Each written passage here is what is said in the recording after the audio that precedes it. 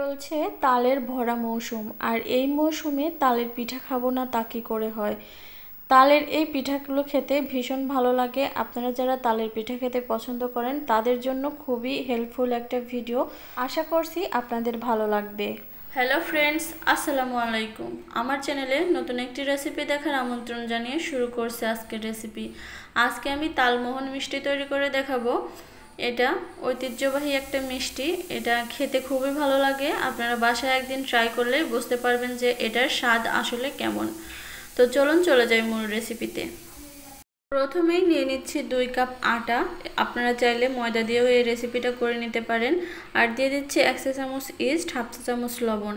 এই শুকনো উপকরণগুলোকে একটু ভালো করে মিশিয়ে নিচ্ছি। তারপরে আমি দিয়ে দিব 1/2 কাপ তাল। আর এই তালটা কিন্তু আমি একটু চিনি দিয়ে গরম করে নিয়েছি, মানে একটু জ্বালিয়ে নিয়েছি। আর এই গরম তালটাই কিন্তু এখানে ব্যবহার করতে হবে, ঠান্ডা তাল কিন্তু একদমই ব্যবহার করা যাবে না। তালটা দেওয়ার পরে আমি একটু মিশিয়ে নিচ্ছি। আর এখানে আমি একটু ফুড কালার ব্যবহার করব। আপনাদের যাদের কাছে ফুড কালার নাই তারা এটা ব্যবহার না করলেও পারবেন, কোনো সমস্যা নেই। এটা আপনারা অনায়াসে স্কিপ করতে পারেন। এখন আমি হাত দিয়ে এটাকে ভালো করে মিক্স করে নিচ্ছি। আর এ পর্যায়ে অল্প অল্প নর্মাল পানি দিয়ে এটাকে একটা পাতলা নরম একটা ডো তৈরি করে নিতে হবে। একেবারে বেশি পাতলাও কিন্তু করা যাবে না। তো ভালো করে এটা মেখে নেবেন, কারণ মাখাটা জরুরি। স্মুথলি যদি ভালো করে মাখা হয় তাহলে তালমোহন মিষ্টিটাও খুব ভালো হবে। তো এরকম কনসিস্টেন্সিতে রেখে এটাকে ঢাকনা দিয়ে ঢেকে আমি 2 ঘন্টার জন্য রেখে দিচ্ছি রেস্টে। এদিকে একটা পাত্রে আমি চিনি নিয়ে নিয়েছি 1 কাপ। আর এই চিনিটাকে দিয়ে দিচ্ছি 1 কাপ পানি, একটু জ্বালিয়ে নেব। এখানে কিন্তু চিনিটা বেশি জ্বালাতে হবে না, শুধুমাত্র চিনিটা যখন গলে যাবে আর পানিটা খুব ভালোভাবে বলক চলে আসবে তখনই চুলাটা অফ করে দিতে হবে। বেশি জ্বালিয়ে কিন্তু চিনির শিরাটা ঘন করে ফেলা যাবে না, ঘন করলে কিন্তু মিষ্টিটা মানে ভিজবে না, ভেতরে কিন্তু কাঁচা থেকে যাবে। তো এখন আমি চুলাটা অফ করে দিচ্ছি, দিয়ে ঢাকনা দিয়ে ঢেকে এটা রেখে দিচ্ছি, তাহলে গরম থাকবে। আর এদিকে 2 ঘন্টা হয়ে গেছে, আর দেখতেই পারছেন আমার এই ডোটা ফুলে ডাবল হয়ে গেছে। এর মধ্যে যে বাতাসটা ঢুকেছিল সেটা আমি বের করে দিয়ে একটু নেড়ে চেড়ে এটাকে ফ্লাফি করে নিচ্ছি।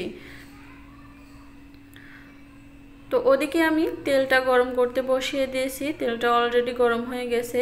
আর এখন এই ব্যাটারটাকে একটা প্যাকেটে আমি ভরে নেব, একটা পলিথিনে ভরে নিচ্ছি। আপনারা চাইলে বাড়িতে ব্যবহৃত যে কোনো পলিথিনেই ব্যবহার করতে পারেন।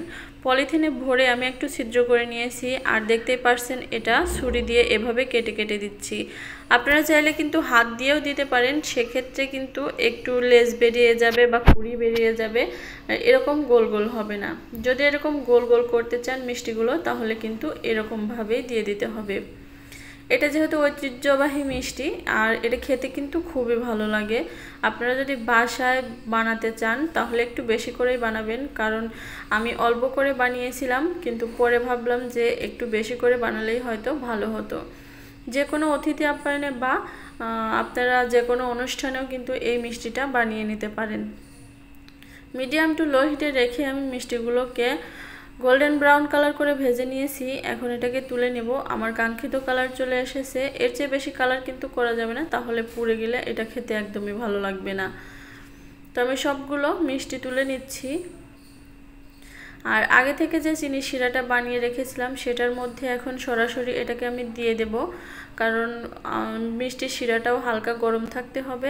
আর এই মিষ্টিগুলো কিন্তু একদমই গরম গরম থাকা অবস্থায় এর মধ্যে দিয়ে একটু নেড়েচেড়ে দিয়ে ঢাকনা দিয়ে ঢেকে রেখে দেব আমি 3 থেকে 4 ঘন্টার জন্য। মিষ্টিটা ভাজতে ভাজতে যদি শিরাটা ঠান্ডা হয়ে যায় তাহলে শিরাটা সে পর্যায়ে একটু গরম করে নেবেন। আর এর মাঝখানে একটু নেড়েচেড়ে দিয়ে যাবেন, কারণ উপরে যেগুলো আছে সেগুলো কিন্তু আর রসে ভিজবে না।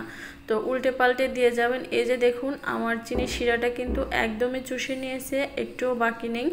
আর এটা একদম রসে টইটম্বুর হয়ে গেছে। আমি আপনাদেরকে একটা কেটে দেখিয়ে দিচ্ছি। এই যে দেখুন একদমই পারফেক্ট হয়েছে আজকের তালমোহন মিষ্টিটা। আপনারা বাসায় ট্রাই করলে আমাকে কমেন্ট বক্সে জানিয়ে দিবেন যে আজকে আপনাদের এই রেসিপিটা কেমন লাগলো খেতে। আর রেসিপি ভালো লাগলে অবশ্যই লাইক কমেন্ট এবং শেয়ার করে দেবেন আর আমার চ্যানেলটাকে সাবস্ক্রাইব করে পাশে থাকা বেল বাটনটা অন করে দেবেন, তাহলে পরবর্তীতে যখনই কোনো ভিডিও আপলোড করব নোটিফিকেশন আপনাদের কাছে পৌঁছে যাবে। আর যদি ফেসবুক পেজ থেকে দেখে থাকেন তাহলে পেজটাকে ফলো দিয়ে রাখবেন। তো আজকের মতো এখানেই বিদায় নিচ্ছি, চলে আসব অন্য কোনো দিন অন্য কোনো সহজ এবং সিম্পল রেসিপি নিয়ে। ততক্ষণ সবাই ভালো থাকবেন, সুস্থ থাকবেন, আল্লাহ হাফেজ।